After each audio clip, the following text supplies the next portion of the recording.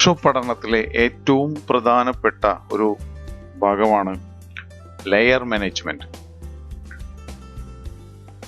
Photoshop പ്രവർത്തിക്കുന്നതും ഫോട്ടോഷോപ്പിന്റെ ഇഫക്റ്റുകൾ പ്രവർത്തിക്കുന്നതും എല്ലാം layer base ചെയ്തുകൊണ്ടാണ്, ലെയറിനെ അടിസ്ഥാനപ്പെടുത്തിക്കൊണ്ടാണ് ഫോട്ടോഷോപ്പിന്റെ യഥാർത്ഥ പ്രവർത്തനം നടക്കുന്നത്.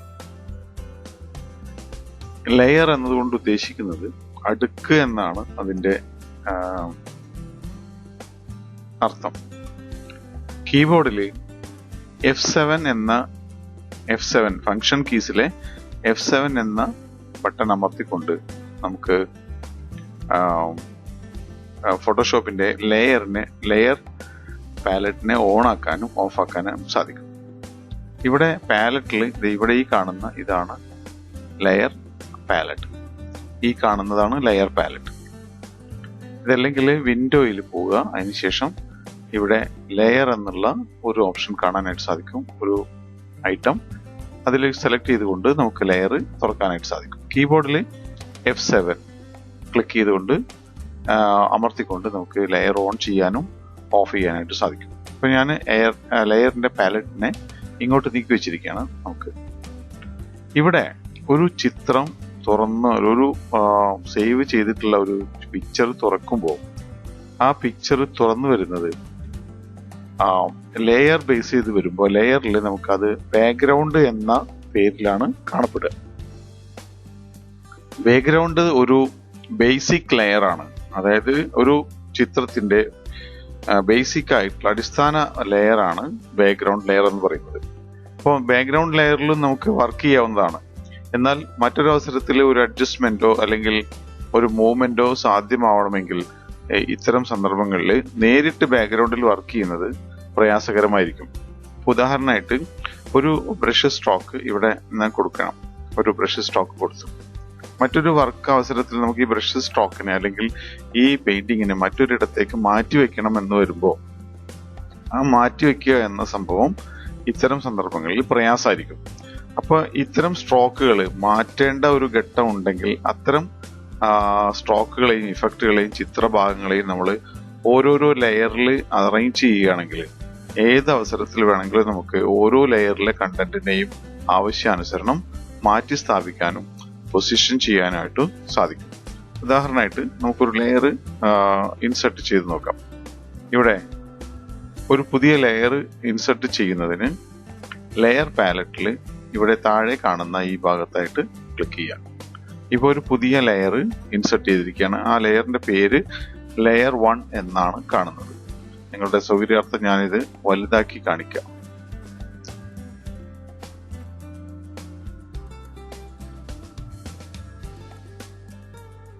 ലാർജ് തമ്പനൈൽ. ഓക്കെ, ഇവിടെ ലെയറിന്റെ വലിയ രൂപം കാണിക്കാം. അപ്പൊ നമുക്ക് രണ്ട് ലെയറുകളുണ്ട്.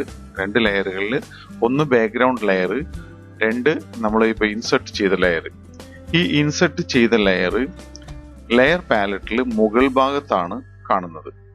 മുകൾ ഭാഗത്ത് കാണുന്ന ഈ ഇൻസെർട്ട് ലെയർ, നമ്മൾ ചെയ്തിട്ടുള്ള ലെയർ ചിത്രത്തിന്റെ ഫ്രണ്ട് സൈഡിലായിരിക്കും നിൽക്കുന്നുണ്ടാവുക. അതായത് ഈ പാലറ്റിൽ മുകൾ ഭാഗത്തുള്ളത് ചിത്രത്തിൽ ഏറ്റവും ഫ്രണ്ടിലായിട്ടാണ് കാണുന്നത്. ഇപ്പോ ആക്റ്റീവ് ആയിട്ടുള്ള ആക്റ്റീവ് ലെയർ 1 ആണ്. ഇത് മനസ്സിലാക്കുന്നത് എങ്ങനെയാണെന്ന് വെച്ചാൽ ആ ലെയറിൽ, ആക്റ്റീവ് ലെയറിൽ, അതായത് വർക്ക് ചെയ്യുന്ന ലെയറിനെയാണ് ആക്റ്റീവ് ലെയർ എന്ന് പറയുന്നത്. ആക്റ്റീവ് ലെയറിൽ ഒരു ബ്ലൂ കളർ, ഒരു ബ്ലൂ ഷെയ്ഡ് നമുക്ക് കാണാനായിട്ട് സാധിക്കും. ഈ ബ്ലൂ ഷെയ്ഡാണ് ഇപ്പോ ഈ ലെയർ ആക്റ്റീവ് ആണെന്ന് മനസ്സിലാക്കുന്നത്. ഇപ്പോൾ ഇതിൽ ക്ലിക്ക് ചെയ്ത് കഴിഞ്ഞിട്ടുണ്ടെങ്കിൽ ഈ ബാക്ക്ഗ്രൗണ്ട് ലെയർ ആണ് ആക്റ്റീവ് ലെയർ. ഇപ്പോ എന്താ പറയാ, ലെയർ 1 ആണ് ആക്റ്റീവ്.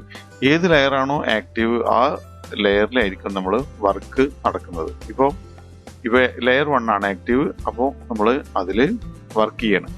ഈ ഓരോ ലെയറുകളും സ്വീകരിക്കുമ്പോഴും ആ ലെയറുകൾ, പുതിയ ലെയറുകൾ ഒരു ഗ്ലാസ് പീസിന്, അതായത് ഒരു ഗ്ലാസ് ഷീറ്റിന് സമാനമായിട്ടുള്ള ഒരു തലമാണ് നമുക്ക് പ്രൊവൈഡ് ചെയ്യുന്നത്. ഒരു ഗ്ലാസ് ഷീറ്റ് ഒരു ചിത്രത്തിന് മുൻപിൽ വെച്ചാൽ ഉണ്ടാവുന്ന ഒരു ഇഫക്റ്റ് ആണ് ഇപ്പോൾ നമുക്ക് ലഭ്യമായിട്ടുള്ളത്. അപ്പോൾ ഞാൻ ഈ ബാക്ക്ഗ്രൗണ്ട് കാണുന്ന ഈ ചിത്രത്തിന്റെ മുന്നിൽ ഒരു ഗ്ലാസിന്റെ ഒരു പീസ് വെച്ചിരിക്കുകയാണെന്ന് മനസ്സിലാക്കണം. ഒരു ലെയർ എന്നത് ഒരു ഗ്ലാസ് പീസിന് സമാനമായിട്ടുള്ള ഒരു പീസ് ഇവിടെ ഫ്രണ്ടിൽ വെച്ചിട്ടുണ്ട്. അതുകൊണ്ട് തന്നെ നമുക്ക് ഇൻ ഇഫക്റ്റ് ചിത്രത്തിന്റെ ബാക്ക്ഗ്രൗണ്ട്, അതിന്റെ ബാക്കിലുള്ള ചിത്രത്തിന് യാതൊരു വ്യത്യാസം ഉള്ളതായിട്ട് നമുക്ക് ഫീൽ ചെയ്യില്ല. അപ്പൊ ഈ അവസരത്തിൽ ലെയർ 1 നമ്മൾ ഒരു വർക്ക് ചെയ്യാണ്. ഇപ്പൊ ഞാൻ നേരത്തെ ചെയ്ത പോലെ തന്നെ ഒരു സ്ട്രോക്ക് ചെയ്തു. അപ്പോൾ നമ്മൾ ആ വർക്ക് ചെയ്തിരിക്കുന്നത് ലെയർ 1 ലെയർ 1 അങ്ങനെ ചെയ്തതിന് ശേഷം മറ്റൊരു അവസരത്തിൽ, ഏത് അവസരത്തിലായാലും ഈ സ്ട്രോക്കിനെ നമുക്ക് ആവശ്യാനുസരണം അങ്ങോട്ടും ഇങ്ങോട്ടും മൂവ് ചെയ്യാനായിട്ട് സാധിക്കും. ഇപ്പൊ നമ്മൾ വർക്ക് ചെയ്തിട്ടിരിക്കുന്നത് ഒരു ഗ്ലാസിന്റെ മുകളിലാണ് വർക്ക് ചെയ്യുന്നത്. ആ ഗ്ലാസ്സിൽ വർക്ക് ചെയ്ത ഭാഗത്ത് ഒഴിച്ചുള്ള ഭാഗം നമുക്ക് കൃത്യമായിട്ട് കാണാൻ പറ്റുന്നത് പോലെയുള്ള ഒരു സംവിധാനമാണ് ലെയർ. ഇനി നമുക്ക് പുതിയ ലെയറുകൾ ഇൻസർട്ട് ചെയ്യാനായിട്ട് സാധിക്കും. ഇതിനായിട്ട് ഇവിടെ ഈ കാണുന്ന ഭാഗത്ത് ക്ലിക്ക് ചെയ്യാം. ഒരു പുതിയ ലെയർ വന്നു, ലെയർ നമ്പർ 2. അതല്ലെങ്കിൽ ലെയർ എന്ന ഈ മെനുവിൽ നിന്നും ന്യൂ എന്നുള്ള ഭാഗത്ത് ക്ലിക്ക് ചെയ്യുക. അതിനുശേഷം ലെയർ എന്നുള്ളത് ക്ലിക്ക് ചെയ്ത് ഇപ്പൊ അതിനുശേഷം ആവശ്യമാണെങ്കിൽ പേര് കൊടുക്കുക, അല്ലെങ്കിൽ ഓക്കെ കൊടുക്കുക. ഇപ്പൊ 3 ലെയർ ആയിട്ടുണ്ട്. ഈ ഓരോ ലെയറിലും വ്യത്യസ്തമായിട്ടുള്ള വർക്കുകൾ നമുക്ക് ചെയ്യാനായിട്ട് സാധിക്കും. ഇപ്പൊ ഞാൻ മറ്റൊരു ലെയറിൽ ഒരു പൂമ്പാറ്റയെ കൊണ്ടുവന്നിട്ടു. ഒരു നമ്പർ 3 എന്നുള്ള ലെയറിൽ ഒരു പുതിയ പൂമ്പാറ്റയെ കൊണ്ടുവന്നിട്ടു. ഇതിനുശേഷം പൂമ്പാറ്റയെ ആവശ്യാനുസരണം ഒന്നും റീസൈസ് ചെയ്യണം. ഇതിനെ കുറിച്ച് വിശദമായിട്ട് പിന്നീട് പറയുന്നുണ്ട്. ഇനിയിപ്പോ ഒരു പൂമ്പാറ്റയെ ഞാൻ ഇവിടെ കൊണ്ടുവന്നിട്ടതിന് ശേഷം ഈ പൂമ്പാറ്റയിൽ കിടക്കുന്നത് ലെയർ നമ്പർ 3 കിടക്കുന്നത്. പൂമ്പാറ്റയെ ആവശ്യാനുസരണം നമുക്ക് ഇങ്ങനെ നീക്കി വെക്കാം. ഇവിടെ ഈ ഒന്നാമത്തെ ലെയറിലാണ് ഈ ബ്രഷ് സ്ട്രോക്ക് കിടക്കുന്നത്. ആ സ്ട്രോക്ക് കിടക്കുന്നത് കാരണം പൂമ്പാറ്റ അതിന് മുകളിലുള്ള ലെയറിലായിട്ടുള്ള ഒരവസ്ഥയിലാണ് ഇവിടെ കാണുന്നത്. ലെയർ പാലറ്റില് പൂമ്പാറ്റയുടെ ലെയർ കിടക്കുന്നത് ഏറ്റവും മുകളിലാണ്. എന്ന് വെച്ച് കഴിഞ്ഞാൽ ചിത്രത്തിൽ അത് ഏറ്റവും ഫ്രണ്ടിലായിട്ടാണ് നമ്മൾ കാണുന്നത്, ഏറ്റവും ഫ്രണ്ടില്. അപ്പോൾ പൂമ്പാറ്റയ്ക്ക് ശേഷമാണ്, അടിയിലാണ്, ഇവിടെ ലെയർ 1 ഈ സ്ട്രോക്ക് കിടക്കുന്നത്. അതുകൊണ്ട് തന്നെ പൂമ്പാറ്റയ്ക്ക് പിന്നിലായിട്ടാണ് നമുക്കിവിടെ ചിത്രത്തില് ഈ സ്ട്രോക്ക് കാണപ്പെടുന്നത്. ഇനി ഈ ലെയറിന്റെ സ്റ്റാക്കില്, ഈ സ്റ്റാക്ക് എന്ന് പറഞ്ഞ അടുക്കില് നമുക്ക് ആവശ്യാനുസരണം അതിനെ റീലൊക്കേറ്റ് ചെയ്യാവുന്നതാണ്. ഉദാഹരണമായിട്ട് നമ്മളിവിടെ ഈ ബ്രഷ് സ്ട്രോക്കിനെ മുകളിലേക്ക് കൊണ്ടുവരാൻ പോവുകയാണ്. മുകളിലേക്ക് ഇങ്ങനെ വലിച്ചു വെക്കാം. അപ്പോൾ ബ്രഷ് സ്ട്രോക്ക് മുകളിലായി, പൂമ്പാറ്റ അതിന് തൊട്ട് താഴെയായി. ഇവിടെ അതുപോലെ തന്നെയാണ് സംഭവിച്ചിരിക്കുന്നത്. ബ്രഷ് സ്ട്രോക്ക് ഉള്ള ഗ്ലാസ് പീസ് ഏറ്റവും മുകളിലായ കാരണം ആ പൂമ്പാറ്റയുടെ മുകളിലായിട്ട് നമ്മൾ വർക്ക് ചെയ്ത പോലെയാണ് നമുക്ക് ഫീൽ ചെയ്യുന്നത്. മറ്റൊരു സംഗതി, ഈ ലെയറിനെ ആവശ്യാനുസരണം അതിന്റെ വിസിബിലിറ്റി, അതിന്റെ കാഴ്ച ഓൺ ചെയ്യാനായിട്ടും ഓഫ് ചെയ്യാനായിട്ടും സാധിക്കും. ഓഫ് ചെയ്ത് കഴിഞ്ഞിട്ടുണ്ടെങ്കിൽ നമുക്കത് താൽക്കാലികമായിട്ട് ചിത്രത്തിൽ നിന്നും കാണാതെ അല്ലെങ്കിൽ ചിത്രത്തിൽ പ്രത്യക്ഷപ്പെടാത്ത ഒരവസ്ഥ ഉണ്ട്. അതേസമയം ഓൺ ചെയ്ത് കഴിഞ്ഞാൽ നമുക്കതിനെ തിരിച്ചു കൊണ്ടുവരാനായിട്ട് സാധിക്കും. ഇങ്ങനെ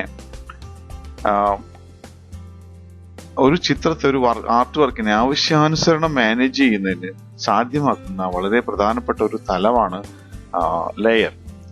ഈ ലെയറുകളിൽ 2-3 കാര്യങ്ങളാണ് ഇപ്പൊ നമ്മൾ പഠിച്ചത്. ഒരു ബാക്ക്ഗ്രൗണ്ട് ലെയർ, പിന്നീട് ലെയർ ഇൻസെർട്ട് ചെയ്തത്, പുതിയ ലെയർ ഇൻസെർട്ട് ചെയ്യുക. രണ്ടാമത്തത് ലെയറിന്റെ സ്റ്റാക്ക് ഓർഡർ എന്ന് പറഞ്ഞാൽ അട്ടി. ഇത് ഏത് ലെവലിലാണ്, ഏത് ഓർഡറിലാണ് ഇവിടെ നിൽക്കുന്നത്, അതേ ഓർഡറിൽ തന്നെയായിരിക്കും ചിത്രത്തിൽ.